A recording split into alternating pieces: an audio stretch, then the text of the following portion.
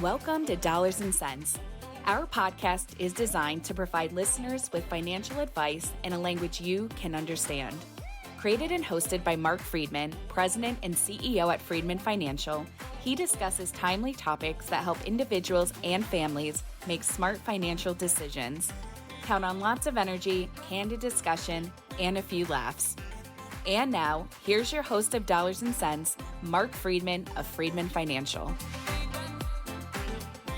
Welcome back to another edition of Dollars and Cents with Freedman Financial. My name is Marc Freedman. And I'm Marion Gilman. And we're here to provide you with some financial advice in a language you can understand.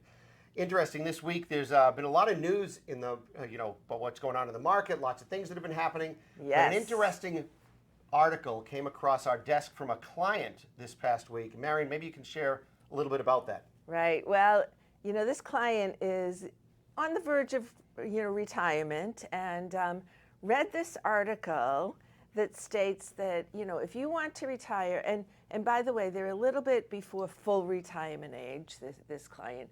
So if you want to retire and have a successful retirement, $2 million is no longer enough. You really should have $5 to $10 million. And wait. Let's name it. Let's call it. Who said this, Marion? This is a financial guru that everybody knows, and this is Susie Orman. Yeah, she writes on her Afford Anything podcast. She says on her Afford Anything podcast, Susie Orman delivered a pointed critique on the notion of retiring early with a $2 million portfolio. She was direct in her advice, emphasizing the insufficiency of such an amount for early retirement. $2 million, that's nothing. It's nothing. It's pennies in today's world, to tell you the truth. Yeah, and so this really frightened, a lot of people. Frightened this client. It frightened the client, but it frightened a lot of other people as well, because in going on to read this article, there are a lot of people that criticized her, that some of them actually, were very supportive as well, saying, she's trying to be cautious, which certainly she was. However, $5 million is realistically, that is out of reach for most of the U.S. So we thought we'd kind of sit down and take a perspective today on, you oftentimes hear, how much do I need to have to retire? Right. And I don't know that there's a number that makes sense for everyone. Everybody has their own situation. And sometimes It's not a number. Right. What is it? What are some of the factors that we consider? Well, we've talked about this before, Mark. Remember, many years ago, there was a book called The Number, right, which meant, this is the number that you need to reach, the amount of dollars you need to have in savings in order to retire comfortably. And that is truly not the question. So you need to look at what you're spending. I mean, everybody spends differently. There are people that we know that can live very comfortably off Social Security. Yeah, it's really fascinating to think about this number concept, because it really depends on the type of work you've had, the type of resources you have. So think about this. First of all, one of the most difficult questions that we ask our clients is, what do you intend to spend in retirement? Not only what do you intend to spend, but what do you spend now? So forget about what retirement looks like. Right. What do you think you spend now? And how much do people even know what that number is? I would say very rarely. Less than 10% of the clients that come in know what they spend. And once they visited with us once, they have a much better handle on it. But when they throw out a number, we'll say, all right, just give me a number. What do you think it is on a monthly basis? How close are they to that number when we do our analysis? Very frequently, they're about 50% off. Yeah. And the reason is when you come up with that number of what you spend, which by the way is a very important number, unlike how much you have in savings. The number, that dollar amount, most people think of that and they think of what their discretionary spending is over the course of a month. So when you think about it, you say, oh, well, this is what I spend on food, electricity, groceries. You forget stuff like, I like to take vacations. I might need to buy a new car. They forget about the mortgage sometimes. They do forget about the mortgage. Definitely insurance, because that's not something that everybody pays every month. Right. So there are so many one-time expenses that you might have over the course of the year that you just never think about. You're absolutely right. And so what we try to frame, so first thing that you need to do is figure out how much are you spending on a monthly basis. If you want to look at it on an annual basis, how much do you need to spend? And that's after taxes we're talking about. That's correct. How much do you need? Because once you do that, then you can figure out, well, how much do I need in assets to support me? Right. So our typical clients, let's just go pull back the curtain a little bit at Freedman Financial. Our typical clients, I would say on average, spend between $8,000 and $15,000. That's what they're a month. That's what they're generally spending. Correct. Now there are some that spend more than that, others that spend less than that. But let's say that number is $8,000 to $15,000. Yeah. So if we use the number, all right, I want to spend $10,000 in retirement, $10,000 a month. So that's $120,000 a year. Okay. So now let's put some framework around that. Imagine if you're collecting Social Security, maybe that's $60,000 between two people, $50,000 or $60,000. That's right. And that again, it depends on what type of job you have, how long you've contributed, whether or not a spouse worked outside of the home or in the home. Things like that. There are so many factors that enter into it. And also whether you've been retired for 30 years versus whether you're just retiring now. Exactly. But yeah, no, I would say 30,000, 60,000 a year is probably an average. So if you took $120,000 that you want to spend, you get Social Security of $60,000. That leaves $60,000, right? Right. Now remember, we haven't paid taxes, so we got to gross that up a little bit. But $60,000, in order to spin off $60,000 a year, how much money do you need to have to spin off $60,000 a year? Well, the way that I generally look at that is I use the number of 4%. So in order to generate $40,000, you need $1 million. Correct. In order to generate $60,000, you'd need $1.5 million. Now, what's interesting is that $1.5 million in retirement accounts or non-retirement accounts or a combination thereof? Because that wherein lies the tax challenge. That's the big question.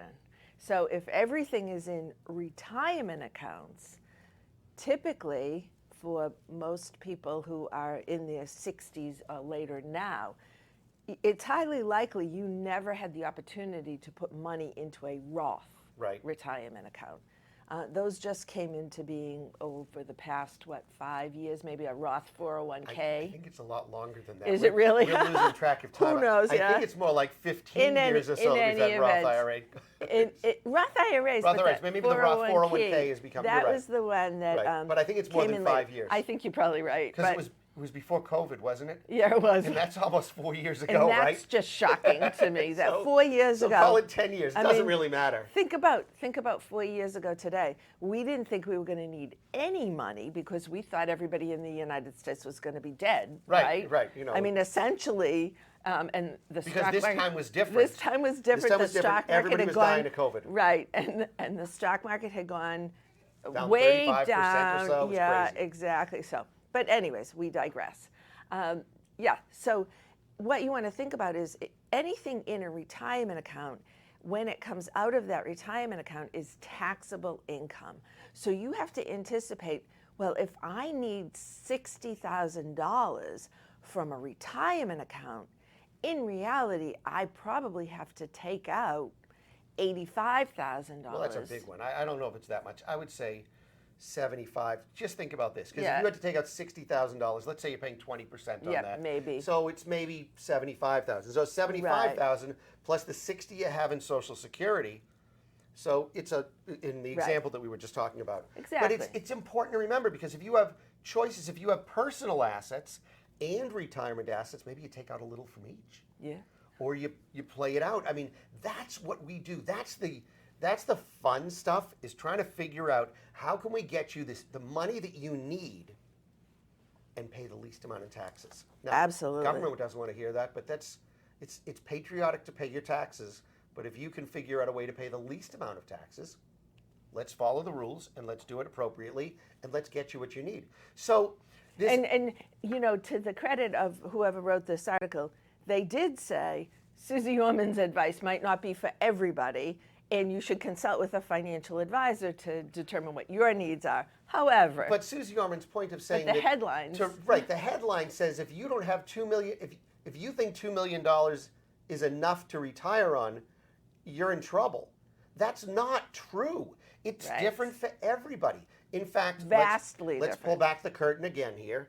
We have 550 households that we serve. We have about $700 million of assets that we manage for our clients, but that's just the assets that we manage. Clients may have money in 401k plans, bank accounts, other investment accounts. They've got an asset maybe that's their house or a business or other things, right? But when you think about the average account of clients that are with us, the average account household assets under management is between $800,000 and $1 million. Now, if you listen to Susie Orman, she would say none of our clients are in any great shape to retire.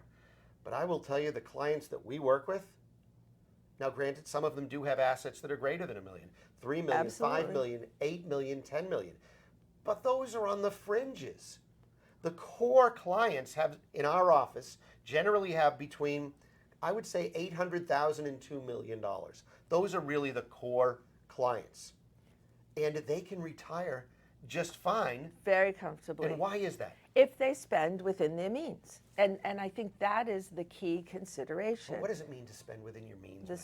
It means when you are working and you receive a paycheck, that you save some of that paycheck every time you receive it. Yeah. In other words, your spending habits are somewhat less than what you bring in every month. And once you reach retirement, it's no longer necessary to save, but you still need to spend within the amount of money that you've determined is realistic, and you've determined with our clients, determine it with us. We've determined a realistic figure that they could realistically spend over a long time horizon and not be fearful of running out of money, have a very good probability of success. Yeah, so I wanted to share this that came along with the article that that they read about Susie Orman suggesting that, you know, if you don't have $5 or $10 million, you shouldn't retire, which is nuts.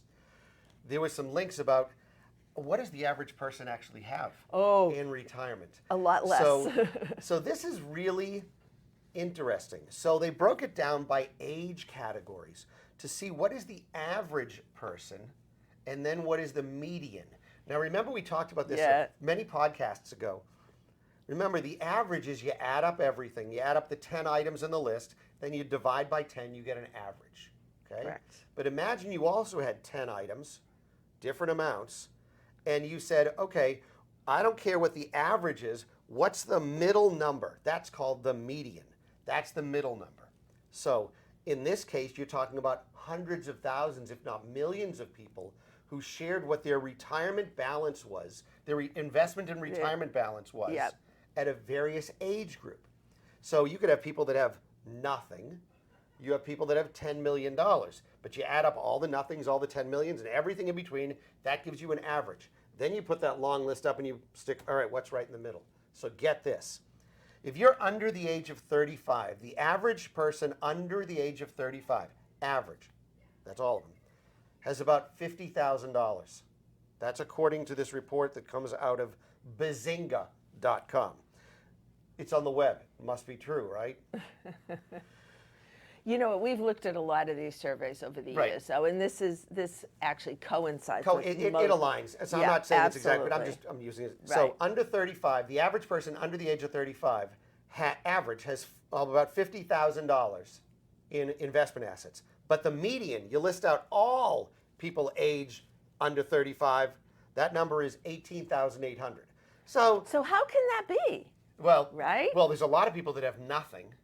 A lot of people with negative numbers, and frankly, under 35, you could be including 6-year-olds who have no money. So let's throw 35 years out. So people between the ages of 35 and 44. So there's a 10-year band. Yeah. Okay, The average person between the ages of 35 and 44 has $141,000. That's what the average is, $141,000 saved. So if you've got a child that's maybe 40 years old, or maybe you're 40 years old, and you think about how much do I have in my 401k, how much do I have in the bank, how much is it more or less than $141,000? That would be the average. But if we add up everybody who falls into that category, that number is 45,000.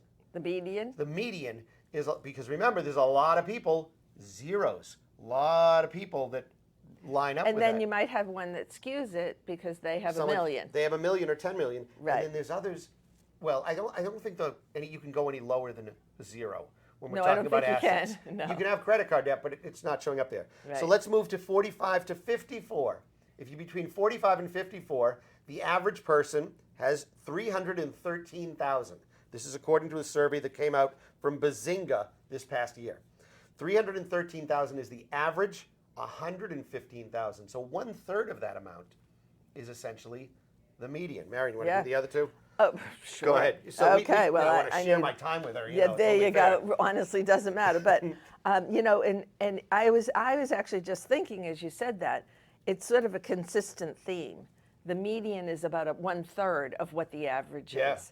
Because when we look at ages 55 to 64, now remember, these are the people who are getting very close to retirement, the 64-year-olds. So the average for the 55 to 64-year-old group is 537,560, and the median is 185,000. There you go. And then when you look at ages 65 to 74, now theoretically, most of these people are probably in retirement because most people retire in the age group between 65 and 70, I would say. So now we have an average of 609,000. For people between 65 and 74.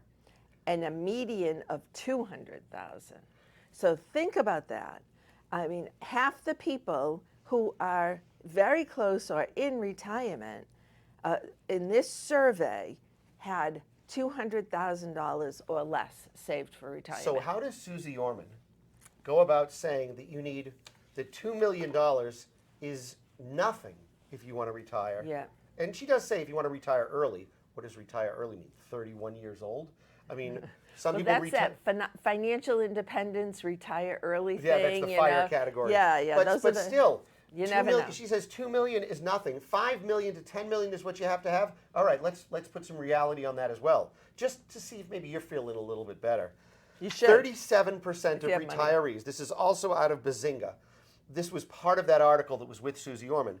37% of retirees report having zero retirement savings. Yep. Meaning they only have either a pension and or Social Security. So remember, if you have $1 in an IRA, you're doing better than 63% of the retirees. Which is amazing. Which is horrible to me. I mean, it's hard to believe. Shocking. So when we start to think about here in our own regional areas of, do I have enough for retirement? We're looking within our own very small bubble. We're oftentimes missing the general population. That's right. That is in a much tougher spot. In fact, it says here, a significant portion of retirees, approximately 71%, carry non-mortgage debt averaging about $20,000. That's credit card debt, car debt, that they're still carrying that. So not only do they not have any assets, but, or I shouldn't say that, they don't have any investment assets in retirement accounts. They also have debt. They also have debt. So get this. So this was the one that was really interesting. So Susie Orman talks about, hey, if you don't even have if you have $2 million, you're not even close to being able to retire. Well, here's a reality check. Only 8 to 10% of people who view themselves or call themselves retirees have saved $1 million or more. So only 8 to 10%. That means 90 to 92% have less than $1 million saved as they live in retirement. And that's $1 million. That's not $2 million. Right, or 5 or 10, right. And she was saying, if you don't have $2 million, you can't retire. Come on, Susie. Yeah. It's enough already. Right. She also puts fear about the viability of Social Security. And, I might say for younger people, you probably shouldn't count as heavily on Social Security being there for you in the form in which it is today. However, for those of you who are 65 plus, it's highly likely that you will have some significant form of Social Security. And I'm a bit more optimistic. I believe actually anybody over 50 probably has nothing to worry about right now. Those that are under the age of 50, the first part you said may not see. So the first part is as you hear the statement that you made. May not. You kind of made the impression, not that you intended to, that maybe Social Security wouldn't be there for them. Then you said in another form. Right. But if you're in the looking form for, it is today. Right. But if you're looking for a soundbite, the soundbite that calls to the people that are watching the show right, or on the exactly. news is Social Security might not be there for you. They that's- missed the part in the form that it is in today. Right. It will be different. Social Security will be available. And it's actually different for us as well. They raised the age at which you could collect full Social Security benefits. I can't remember when they did that, but they gave everybody plenty of time to adjust to that. Absolutely. They didn't say, oh yeah, anyone who's 60 and above, we're raising the age now to 67, the full retirement age. They did it over many years. So, again, it's not something that's happening tomorrow. So if you don't have 2 million or 4 million Or 10 or 5 million. Or 10. As long as you're spending within your means, if you're spending in a level that works with the assets that you've accumulated, the resource that you're collecting, you may be in a situation that you're just fine. That's where we'd love to help you. That's what we do every single day. If now is the time for you to get serious about your financial planning and investment management needs, give us a call. 978-531-8108. That's 978-531-8108. Or you can visit us on the web at freedmanfinancial.com. That's Freedman. 2 E's and a D. Financial.com. You can sign up for our free weekly newsletter. It comes out every Friday at 10:30. You can download information about how we charge for our services, the typical clients we serve. Come and visit with us. What to expect before an initial consult? And that's one of the most coolest things to get is Yes. how to prepare and what to expect in that first meeting. It actually prompts a lot of questions. It sure does.